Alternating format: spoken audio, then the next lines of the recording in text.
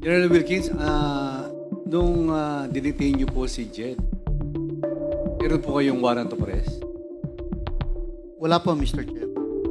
Ano po ang basihan niyo? Bakit niyo kinulong? Hindi naman kinulong, Mr. Chair. She was invited or interview. She was invited, but after the interview, ba't hindi niyo po pinalabas? Ano po ang basihan niyo? Bakit hindi niyo binalik? Yun nga, Mr. Chair. I cannot, since it's already delegated to my investigator, hindi ko alam na kung ilang araw ba siya doon. Basta ang instruction ko is to conduct interview on Jed Pilapil because talagang person of interest siya, Mr. Chair. As to detaining her, no personal knowledge ako, Mr. Chair. Kasi magpa-follow up operation kami doon, Mr. Chair. During that time, we are busy conducting follow-up investigation and operation on other sites. Kung nasaan na ando ng mga warehouses, Mr. Chair. DG, ikaw ang head of the agency. Kailangan po alam niyo yun. So, kung yung mga subordinate niyo, in-interrogate, you will approve it. Kasi hindi ho pa biro-biro to kasi kanina pa ako nakikinig. Kasi si Jed, si Ma'am Jed, nakulong siya na walang warrant of arrest. Parang kidnapping po ang ginawa niyo eh. Parang ganyan nakikita ko kung walang warrant of arrest. Kung hindi niyo binalik. Ma'am Jed. I believe, Mr. Chair, hindi naman siya nakulong for...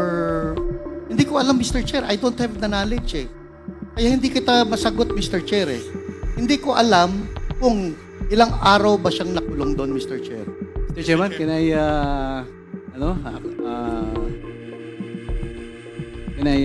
Yes, Congressman Ako, Congressman with the Ako. indulgence of SDS Gonzales. Well,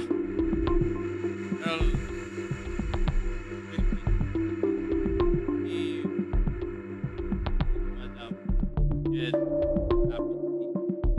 dalawang beses na pinuha. If I remember it right. One, when you went to the apartment. Then in January 4, 2005, pinuntahan ulit siya at kinuha ninyo siya. After that, hindi na siya nakalabas. Yun ang katuwanan. And it is on record ng Medea Blatter, binabasa ko. And I do not know the reason why. You do not know. Parehas tayo nanggaling sa police. You are more ranking than Colonel Asher. Tama. Pareho lang kami nun, Mr. Pero yung issue ay drug. Tama.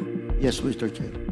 And pursuant to the law, lahat ng operation ng police tungkol sa illegal drugs, it should be coordinated with PIDEA. Pursuant to the law. Tama. Yes, Mr. Chair. So in other words, sa joint operation na binabanggit mo, ikaw ang overall ground commander. Yes, Mr. Chair.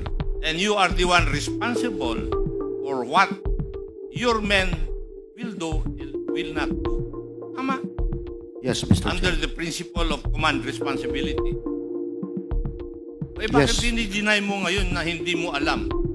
You should accept responsibility for all things that your people did outside the bounds of law. Di ba? Turo sa atin yan eh. And now, here, naririnig ko yung sagot mo kay SDS. You do not know anything about it. Inihuhulog mo na yung mga tao mo. That is not supposed to be the case for a commander. Di ba? Eh, sagutin mo si Juan, si SDS ng tama. You are the overall commander of the joint operation. Kung ano man ang mali doon, sagot mo dapat. Hindi ikaw ang commander eh. Yes, Mr. Chair. Yes, answer the questions of the SDS properly. Kasi, nagtataka ako. Parehas tayo ng pinanggalingan. Pero hindi ganyan yung katuro sa akin. Thank you, Mr. Chair.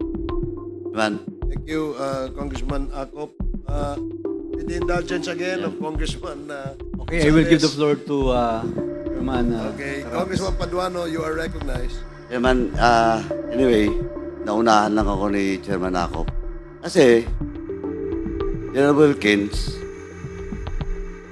eto, last warning ko sa iyo, na nangyari, you're lying. Gusto mo i-cite ko na? Paano-ano pa yung mukha mo eh? You're not respecting this committee. And I warn you, this will be the last.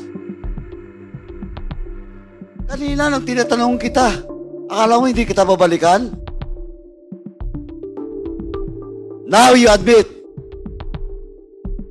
that it's all about your command responsibility. Well, in fact, magtuturuan na, aserto, dinideny mo. Of course, your words against the words of aserto. Now, ito si Jed. Did you really interrogate personally, Jed Ilapel? Yun nga, Mr. Chair, hindi ko kasi maalala na kinausap ko siya. Basta ang alam ko, nasa opisina siya, Mr. Chair. Ayun And yung I problema. don't lie, Mr. Chair. You're not lying, you lie! Just a few minutes ago. Sa harap ko. Sinabi mo na that authority was delegated to your personnel. Yes, Mr. Chair. Nung tinanong ka ni Chairman Akop, inamin mo. Question of command responsibility. Are you not lying? No, Mr. Chair. Also, Mr. Chairman, with that, I move to cite in contempt General Wilkins. Pasensyahan po tayo dito. In violation of Section C, Section 11, letter C, of our rules. So move, Mr. Chairman. Pinagbigyan na kita. Yun pa ang sagot mo? There is a motion to cite in contempt General Wilkins Villanueva for violating Section 11, paragraph C, refusal to answer relevant questions from the committee. This was duly seconded. And do I hear any objection? Hearing none, the motion is approved.